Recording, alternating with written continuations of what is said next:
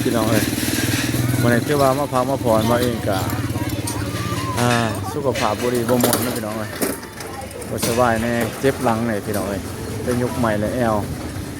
เส้นหลังตึงพี่น้องเอ้ยนั่งบ่ค่อยนั่งร่นบ่ได้ก็เลยว่าไปผ้าลูกเนาะลูกยังมาเล่นก็เลยว่าผ้าลูกมาเที่ยวอยู่ในนั้นใกล้ๆก็บ้านบาววงนี่แหละน้องเป็ดเนาะประมาณ3-4 ลักนี่แหละพี่น้องเนาะ3-4 ลักแต่บ้านบาววงครับสถานที่เลี้ยงเล็กสถานที่ท่องเที่ยวเนี่ยของถ้าแต่งฟาร์มมาคนอื่นเนาะเอากราบทักทายสบายดีพ่อแม่พี่น้อง FC ที่หนาครับเว้ยสุขคนพี่น้องเพราะว่าอยู่ไกลอยู่ภายในแต่ต่างประเทศยินดีตอนรับเข้าสู่ช่องเบาผู้วงแนลคือเก่าพี่น้องโอเคมื้อนี้ถือว่าเป็นมือพักมือพรเราเองก็ได้พาครอบครัวแล้วก็ลูกมาเที่ยวพี่น้องสุขาพี่พาน้องไปเบิ่งไปเล่นแนวจากตรงถ่ายที่เก่าตอนรับปีใหม่กับบริภาคของครอบครัวไปเที่ยวไปดึงพี่น้องเราเองก็บัวสบายแน่กับบริมีสาระยังลงลายหรอกพี่น้องนี่แต่อยากถ่ายเบิ่งการท่องเที่ยวเบิ่งความสนุกสนานของเด็กเนาะอยู่ในเขตในเมืองของท่าแต้งเนาะเสกองในโซโปโปละเราไปคนออกไปเบิ่งก่อนพี่น้องไปเพิ่นก็มีการเล่นสกูตเตอร์พี่น้องขี่รถจังสีได้ขี่รถไปเลยเลาะตามข้าวขอผ้าคั่วมาเที่ยวมาดิก็หลายผู้หลายคนเนาะเที่ยวลูกชายก็จะขี่ไปใช่ไหม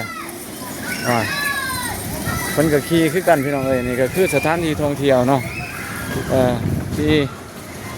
เป็นน้องเป็ดท่าแต้งฟาร์มก็ในเขตเมืองท่าแต้งแล้วก็เขตเมืองอื่นเขตของมาแต่ปากเซ่เพิ่นก็มานครปากเซ่หรือว่ามาแต่ต่างแข้งเนาะที่เพิ่นมาท่องมาเที่ยวพาครอบครัวมาท่องมาเที่ยวกะมาเที่ยวอยู่ผิดพี่น้องก็เป็นหนึ่งสถานที่ที่พาครอบครัวมาก็เหมาะสมดีพี่น้องอากาศก็เย็นๆพี่น้องนี่แหละสถานที่เพิ่นเอิ้นว่าน้องเป็ดก็เพิ่นเอิ้นแบบเล็กน้อยเนาะเอื้อมด้วยกันแต่ว่าเพิ่นเอิ้นว่าท่าแต้งฟาร์มรีสอร์ทเนาะพี่น้องก็มีหลายหม่องหลายบอนหลายที่หลายบอนเพิ่นมาท่องมาเที่ยวกันก็ได้อันใดเนี่ยน้องพี่น้องเนาะให้เด็กน้อยนี่แหละเป็นนักครอบครัวพากันมาดินมาเที่ยวกับบ้านเองกับสิพาพี่พาน้องเลาะส้มเที่ยวสถานที่จักน้อยร่มพัดเย็นๆพี่น้องโอ้ฝุ่นมอหน่อยๆตัวนั้นขี่ฮอดพุ่นโอ้ขนาดมวนครับเนาะโอ้โหเอาค่อยๆหน่อยเด้อค่อยๆหน่อยเด้อค่อยๆหน่อยมาพี่เบิ่งจะสิขับไปดูเด้อโอ้เบิ่งไหนต่ำกับเขาได้ดูเอาไปดูเด้อไปแล้วผมพี่น้องเปิดอาลาด้วยคุณนะแล้วนี่ก็ยุติกับทางหลวงเลยแหละพี่น้องเส้นทางไงไปไซไปทั้งเซกองแล้วก็ลงไปทั้งเมืองปักซองแล้วก็เมืองปักเสกับพานท่านนี่แหละพี่น้องนี่แหละภาพบรรยากาศเย็นๆเนาะสิผ้าพี่ผ้าน้องเลาะเบิ่งส้มเที่ยวธรรมศาสตร์แล้วก็รับกันครับแหล่งท่องเที่ยวของเป็นแลนด์มาร์คพี่น้องแลนด์มาร์คของเมืองก็สิมีต้นไม้แปลกอยู่ประมาณนี้พี่น้องพมเย็นดีพัดเย็นบริคนก็หลายในบ้านพักบ้านพรพี่น้องคนใดมีลูกมีหลานเพิ่นก็พากันมาเที่ยวผ้าดินพรค่ายจากเฮ็ดเวียกเฮ็ดงานนักน่วงก็ผ้าที่ผ้าน้องมาเที่ยวผ้าขอผ้าขวพี่น้องก็บ่มีหยังหลวงหลายเพราะว่าหลายผู้หลายคนก็เฮ็ดเวียกนักมาทั้งตลอดปีถ่ายปีช่วงถ่ายปีแล้วก็เริ่มต้นปีใหม่ก็มาพักผ่อนพี่น้องมาพักผ่อนพาขอพาครัวมาท่องมาเที่ยวตามสถานที่นี่มาแต่ไสนี่ครับระวังต่ำแล้วดูเด้อ FC โอ้ FC เพิ่นว่าผู้จักอยู่บ่ล่ะเบอร์เก่าโอ้ติดตามอยู่เพิ่นว่าโอ้ยคือเท่แท้เนาะผู้น้อยๆเนาะโอ้ FC เพิ่นว่าโอ้ผักลายเพิ่นนี่แม่ลูกชายพี่น้องห้อยค่อยๆได้เว้ยโอ้คือรวนจัดเถอะเว้ยว่าเองกับสิผ้าเบิ่งยางเลาะเบิ่งจักหน่อยตั้มกันนะบ่ล่ะเห็นบ่ระวังแล้วดูเด้อตั้มกันได้หันเจ็บได้หัน โอ้ยเกิดอุบัติเหตุไปคอยเด้อลูกเด้อระวังต่ำก็เพิ่นได้ดูเออเอาระวังเกิดอุบัติเหตุได้ด้วยก็ทั้งครอบครัวเมียกับแม่นเพิ่นกับลูกสาวเนาะได้ดินอยู่พุ่นอีกสถานที่หนึ่งบ่าวเองกับพาลูกชายออกมาดินอีกเพิ่นมาเรียนดินตัวนี้เนาะขี่สกูตเตอร์บ่เพิ่นเอิ้นนี่ก็กว้างสมควรพี่น้องเอ้ยสถานที่แล่นท่องเที่ยวก็ผู้คนพุ่นก็หลายสมควรพี่น้องเอ้ยรถล่างพาหนะคะแนนนะนี่ก็เป็นหนึ่งสถานที่เป็นแลนด์มาร์คของเมืองสะแตงพี่น้องเอ้ยก็ครั้งหนึ่งที่ทีมงานสายบุญเล่าไต่ที่ว่าได้พาน้องๆมาเปิดโชว์เขียนใหม่กัน FC ที่ได้เบิ่งเนาะที่ว่าพาพวกน้องมู่พวกน้องๆที่ว่ามาพักผ่อนมาสื่อเครื่องน้องเขียนแล้วก็มาหลายๆผู้หลายคนเนาะแล้วก็มากินอยู่นี่แหละพี่น้องเอ้ยสถานที่เนี่ยมากินข้าวอยู่พี่เนาะพี่น้องเนาะมาเปิดหูเปิดตาพาน้องๆเพิ่นมาหลายผู้หลายคนนะน้องเข็มพ่อน้องมู่เดี๋ยวก็ได้ผู้หลายคนพี่น้องเอ้ยเพิ่นก็พากันมากินข้าวอยู่พี่แหละมาท่องเที่ยวอยู่นี่ก็เป็นยอดนิยมเนาะของเมืองก็มีสะพานไปมาเราเองก็สิทายให้เบิ่งอ้อมหอบจะเด็กจะน้อยพี่น้องเอ้ยเพราะเป็นวันพักผ่อนเราเองก็บ่ได้ลงคลิปลงหยังแต่มื้อวานก็เลยว่าอยากอัปเดตให้พี่ให้น้องเนาะว่าปีใหม่เริ่มต้นปีใหม่ก็ขอให้ทุกคนFC เบิดสุขคนเนาะมีสุขภาพแข็งแรงแห้งๆนั่นแหละพี่น้องเอ้ยเริ่มต้นชีวิตด้วยความสุขดีในปีใหม่มิตรเฮงๆลำได้ด้วยเด้อปีใหม่นี่ก็ขอให้ทุกคนอยู่ดีมีแห้งได้พี่น้องเอ้ย FC ของบ่าววงเองนี่ก็เป็นมันมีบ่เลี้ยงปลาแน่อีหยังแน่หลายอันใดเนี่ยพี่น้องเนาะนี่ก็สิเป็นต้นไม้แปลกประมาณนี้พี่น้องเอ้ยนี่ทั้งหลังของแรมท่องเที่ยวเนี่ยก็แม่นผู้พี่น้องเอ้ยเป็นผู้ที่สวยงามครับธรรมศาสตร์ทิวทัศน์ธรรมศาสตร์ก็ลมพัดก็เย็นๆพี่น้องเอ้ยเอาว่าเองก็สิพาพี่พาน้องเลาะจักหน่อยก็บ่มีหยังหลายพี่น้องเอ้ยพาเบิ่งสถานที่ได้ก็พาเบิ่งผู้คนก็แน่นหลายสมควรพี่น้องเอ้ยนี่มาหลายหม่องหลายบอนมาท่องมาเที่ยวกันโอ้เนาะธรรมชาติก็ค่อนข้างงามเลยพี่น้องเอ้ยผู้คนก็ปะทุกคักแน่เลยพี่น้องเอ้ยก็สิมีเพียงมีหยังนำอยู่ทั้งหมดนั้นเนาะพี่น้องเนาะนี่ก็เป็นผู้จ้วงคนเดินพี่น้องเอ้ยก็พ่วงเติบอยู่พี่น้องเอ้ยยางออกไปผมจะมีบนเที่ยวเป็นเป็ดเป็นหยังเพราะว่ามันมีเพ่งอยู่บ่อนั้นบ่เองกับสิโบได้ไปท่านน่ะเนาะผมมันมีเพ่งมันเปิดเพ่งพี่น้องก็สิไปเบิ่งลูกชายว่าเป็นจะไรล่ะพี่น้องเอ้ยนะ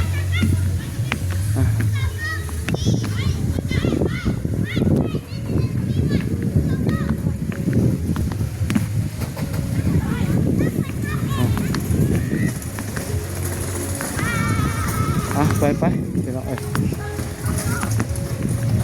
ก็พาบรรยากาศแบบนี้ก็โดนปีนึงก็มาลำเทือ2 เทือพี่น้องเอ้ยว่าได้คอยมาหรอกมีแต่เฮ็ดเบียกเฮ็ดกะงามวันมีเวลามาท่องมาเที่ยวแต่ว่ามื้อนี้ก็ถือโอกาสดีเลยมาท่องมาเที่ยวพาดูพาขอพาครัวมาพักมาพรอยู่สถานที่ใกล้ๆนี่แหละว่าเองก็มีเวลาที่สุขภาพก็นั่งรถไปใกล้กับบ่ได้แน่พี่น้องเอ้ยก็ได้ว่าหาเด็กผ้าคนก็ยังให้มาแต่มือก้อนในลูกชายนี่ก็ขอบคู่แต่ว่าก็บ่ได้ผ้ามาพี่น้องเอ้ยเปล่ากันยังขาดเจ็บเอ็นดังตึงดังเข่งพี่น้องเอ้ยได้ซักยาไป3 มื้อติดพี่น้องจังว่าแค่นี้ผ้าเพิ่นมาใกล้ๆนี่แหละความสุขของเล็กๆของครอบครัวผมนี่ยังลายหรอกพี่น้องเอ้ย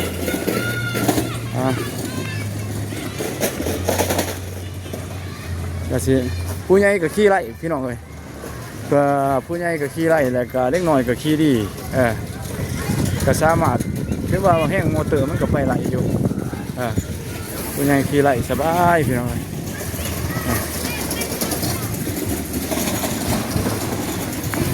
นี่ลูกชายจะเป็นหมาอย่างนี้เนาะนี่เนาะจะได้ด่ะม้วนบ่ล่ะ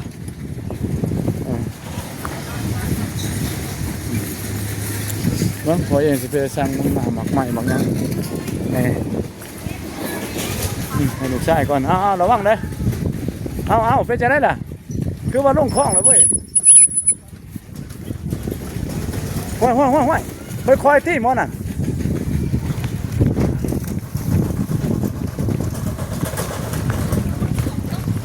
โอ้ยประสิทธิ์ค่ายางแถวนี้แหละพี่น้องเลยนะบนสกุตเตอร์บน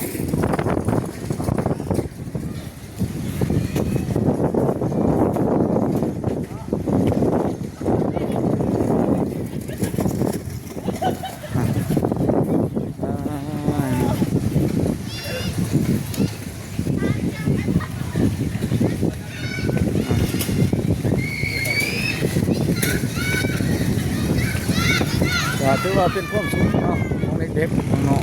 ๆลูกหลานที่เป็นมาของมาเที่ยวกันเลยขี่ตัวนี้ก็เบิกบานมวลซื่นตามภาษาของตามใบท่อนเนี่ยพี่น้องเอ้ยนี่ลูกชายพี่น้องเอ้ยนี่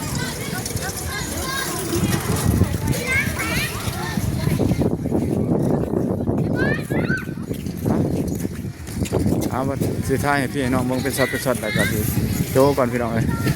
เดี๋ยวสีท้ายให้เบิ่งเติมพี่น้องเอ้ยมาเสียขนมให้ดูก็เพราะระยะทายเพิ่นนี่มันบอลคล้ายเครื่องเพิ่นสวัสดีตัวโอ้โชคคือขนาดไปเนาะกาแฟก็มีพี่น้องกาแฟสดพี่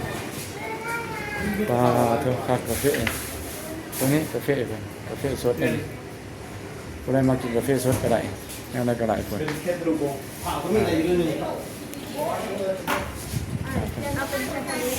เฮ็ดตัวรถก็ได้เอาก็มันยังหน่อยอยู่บ้านเป็นตัวอย่างจะเนาะพวกร้านอะไรเนี่ยอยู่ที่ไหนไปต่อพี่น้อง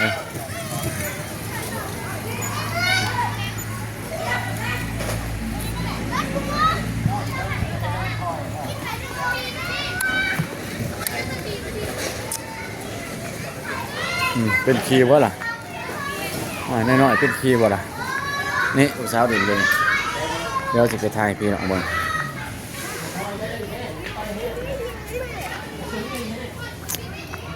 เป็นสถานที่กะประมาณนี้สถานที่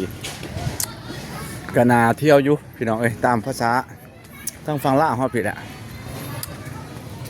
เพิ่นก็สร้างตั้งของบ่รุ่นดอกพี่น้อง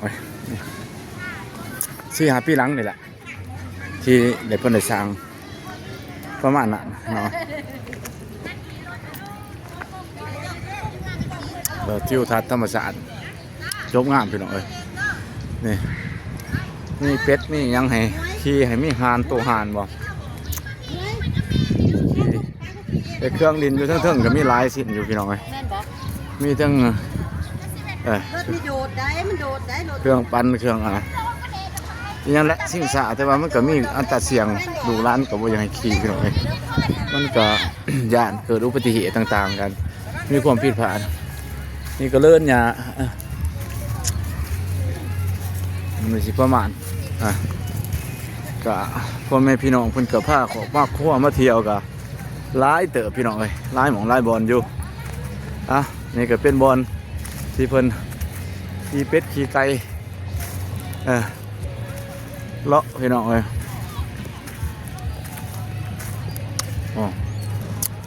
บรรยากาศทิวทัศน์ผู้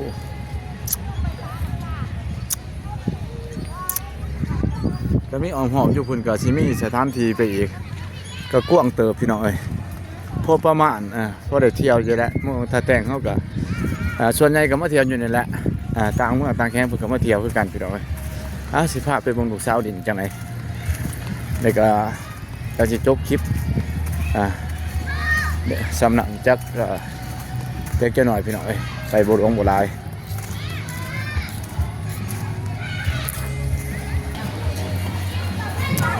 นี่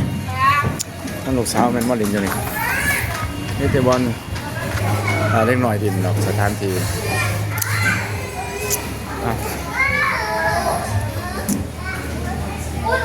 ข้าวดูข้าวเตามาดินก็จะใช้อะไรลูกสาวกันผู้คนบอกดินอยู่นี่แค่ลูกบอลเลยคุณนี่หน่อยลงสงค้าสั่ง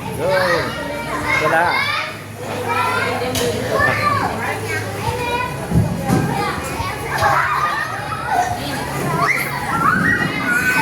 ก็เป็นก่อนสนุกสนานคนเล่นเนาะร้านเป็นมวลเชิญของหน้าดินกับก่อนค่ายเกียรติไปได้แต่เพื่อนที่ชาตินายอยู่ทงไฮทงหน้าอยู่บนสวนก็ได้มากเขาในเมืองเขามาเที่ยวเจ้าหน่อยก็อยู่ที่วัฒนการของเด็กคนเด็กก็กับสังคมเด็กก็ครับผู้คนต่างๆเนาะหลายอันได้เนี่ยที่สกุปเตะอยู่พวกเราเองก็จะได้จบคลิปการเดินของเด็กๆไปด้วยเนาะพี่น้องเนาะสุดท้ายเราเองก็สุดท้ายสุดนี่เราเองก็บ่มีอย่างไรมีแต่ขออวยพรใส่ให้พ่อแม่พี่น้องเด้อเบิดสุขเนี่ยคงบ่าววงอยู่ภายในก็ดีคือต่างประเทศก็ดีเนาะขอให้มีแต่ความสุขสมหวังเป็นยังทำยังก็ขอให้เฮงๆลำได้ด้วยกันเบิดสุขสุขภาพก็ขอให้แข็งแรงแล้วก็เฮงลำด้วยกัน